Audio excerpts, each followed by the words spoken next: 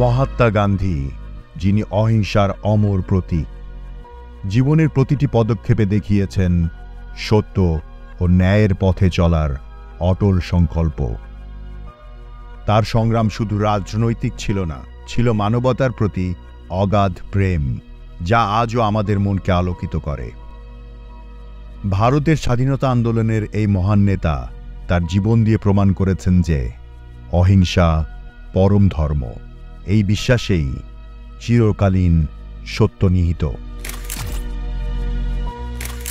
গান্ধীর জীবনের এই পথচলা, সংগ্রাম এবং সেবা আজও আমাদের শিখিয়ে যায় যে একজন মানুষের দৃঢ় সংকল্প ও নীতির মাধ্যমে পৃথিবীকে বদলানো সম্ভব।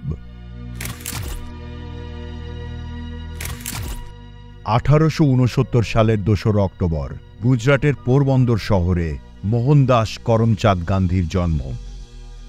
ছোটবেলা থেকেই তিনি ছিলেন অত্যন্ত শৃঙ্খলাপূর্ণ, সৎ এবং নীতিবান। একদিকে তিনি যেমন ধর্মীয় মূল্যবোধে অনুপ্রাণিত ছিলেন, তেমনি ছিল তার কৌতূহল এবং অধ্যাবসায়। শিক্ষাজীবনে গান্ধী ইংল্যান্ডে গিয়েছিলেন আইন পড়তে, কিন্তু সেখানেও তার মন সবসময় দেশের কথা চিন্তা করত। একদিকে তিনি পশ্চিমা শিক্ষা গ্রহণ করেছিলেন, অন্যদিকে তার মনের ভেতরে ভারতীয় সংস্কৃতি ও ধর্মের প্রতি শ্রদ্ধা ছিল অটুট। 1893 সালে গান্ধী দক্ষিণ আফ্রিকায় চলে যান একজন আইনজীবী হিসেবে কাজ করতে। দক্ষিণ আফ্রিকায় থাকাকালীন এক ঘটনাই মহাত্মা গান্ধীর জীবনে এক নতুন মোড় এনে দেয়। ট্রেনে শ্বেতাঙ্গদের জন্য নির্ধারিত কামরায় বসবার জন্য তাকে অপমানিত করা হয় এবং ট্রেন থেকে নামিয়ে দেওয়া হয়। এই অপমান গান্ধীকে চিরকালের মতো বদলে দেয়। তিনি বুঝতে পারেন বর্ণবাদের বিরুদ্ধে লড়াইয়ের একমাত্র পথ হচ্ছে অহিংসা ও সত্য, এই দুটি শব্দকে সম্বল করে প্রতিবাদ করা। 1915 সালে তিনি ভারতে ফিরে আসেন এবং ধীরে ধীরে জাতীয় কংগ্রেসের সঙ্গে যুক্ত হন। গান্ধীর নেতৃত্বে শুরু হয় ভারতের স্বাধীনতা আন্দোলন।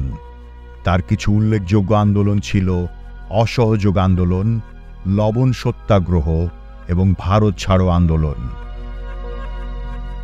তার অহিংস এবং অহিংসা আন্দোলন ব্রিটিশদের বিরুদ্ধে ভারতীয়দের এক সশক্ত প্রতিবাদে রূপান্তরিত করে। গান্ধীর জন্য অহিংসা ছিল শুধু একটি কৌশল নয়, এটি ছিল জীবনের মূল মন্ত্র। অহিংসা ছিল তার প্রতিটি আন্দোলনের ভিত্তি, যার মাধ্যমে তিনি শত্রুকেও বন্ধুতে রূপান্তর করতে চেয়েছেন। সত্যাগ্রহ শব্দটির অর্থ সত্যের প্রতি অবিচল থাকা।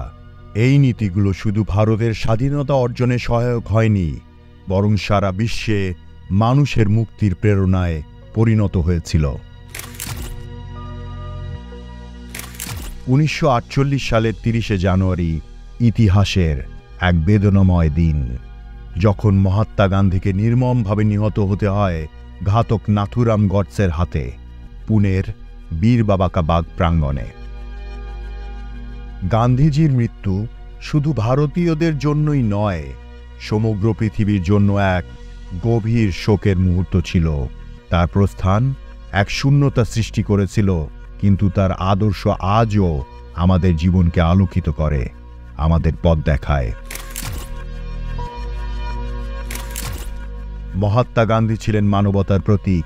তার আদর্শ, অহিংসা এবং সত্যাগ্রহ আজও আমাদের প্রেরণা। যদি তার জীবন থেকে আমরা একটুও শিখি, তবে মানবতার জন্য এক সুন্দর ভবিষ্যৎ নির্মিত হবে, যেখানে শান্তি আর প্রেমই থাকবে শাসক।